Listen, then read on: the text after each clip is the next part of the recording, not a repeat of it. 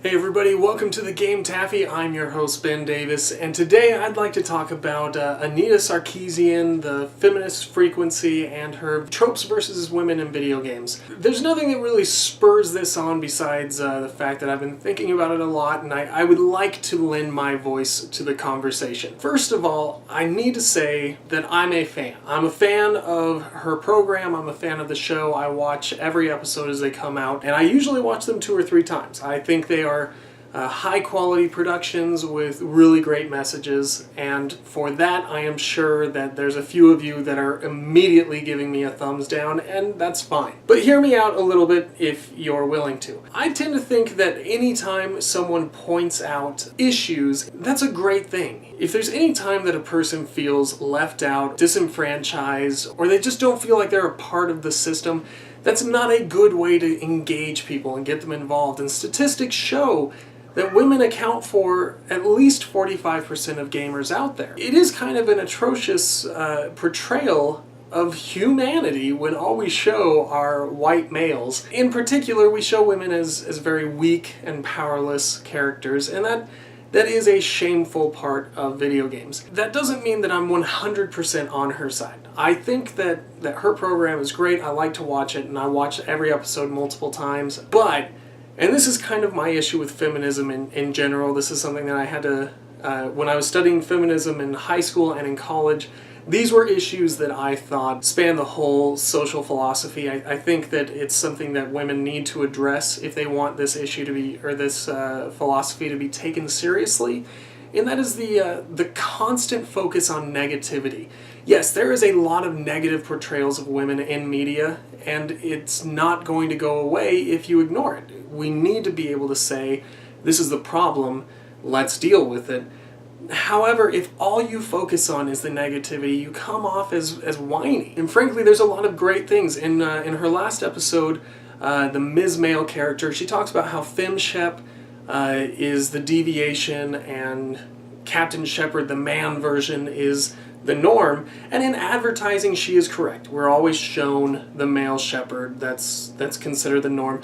However, I think as a character, Shepard is genderless. Captain Shepard is someone who just exists, and we put form to this character by picking the gender and then picking the face and picking the skill set, and our individual Captain Shepard, male or female, goes off and saves the galaxy. The concept of Shepard is genderless, and the fact that you can pick a female character and it's not dwarfed in any way, this female character is just as powerful as the male character, that's a really great thing in video games, especially when you look at most games and the way that they even out the field for female characters, with the exception of fighting games, is they usually either make them faster or lighter, something to essentially say men are bulky and strong, women are quick and delicate. And that's not a great way to show balance in a character, and Mass Effect does a great job of making the Captain Shepard character unilateral. So I really do get kind of discouraged when I look at the feminist frequency, tropes versus women in video games, and all I see is negative stuff. I mean, you've got Beyond Good and Evil with a fantastic female character. The new Tomb Raider, while Lara Croft is still a little bit sexified, I think that she is a strong character, and we get to see real development and growth in a human being who happens to be a female. And I think that there are more and more characters like that, and so as much of a fan as I am of her show, I would like to see Sarkeesian show us some positive stuff for women in media. And this is, again, my criticism of feminism in general. It's not good for the movement when you only say we are victims. You've got to also say, look how strong we are.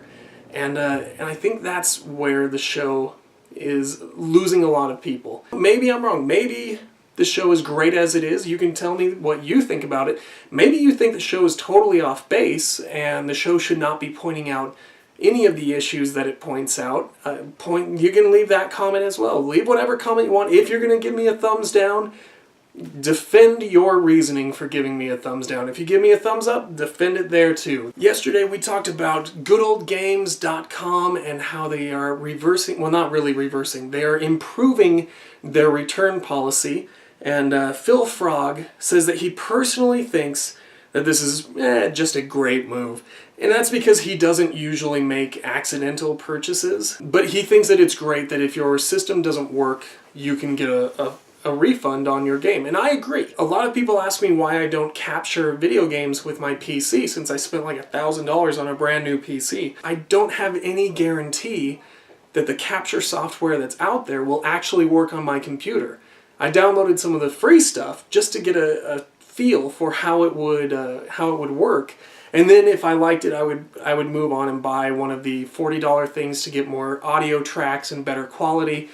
But I couldn't get even the free stuff to work, so there was no guarantee that I could get the premium stuff to work, and therefore I didn't buy it. If these companies could guarantee a return policy similar to goodoldgames.com, I think that would be a fantastic way to encourage essentially paid demos. Rather than people doing the free trial of a product for 30 days, they're going to buy the product, and if they can get it to work, great. If they can't, they know that they can return it for a full refund. If you've got any questions for me or you would like me to touch on a topic in the future, go ahead and leave it in the comments below, and I will see you tomorrow. I'm Ben Davis. Thanks for watching GameTaffy.